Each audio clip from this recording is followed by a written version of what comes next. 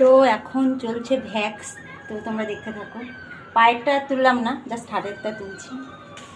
Vax হচ্ছে,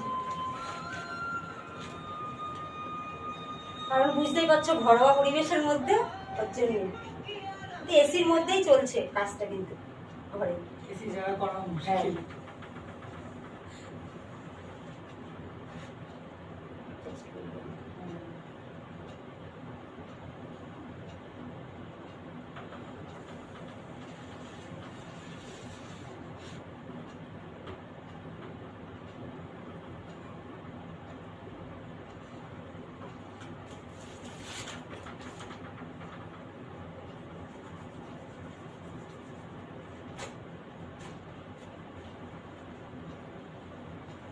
দেখতেই পাচ্ছ ভ্যাক্স চলছে।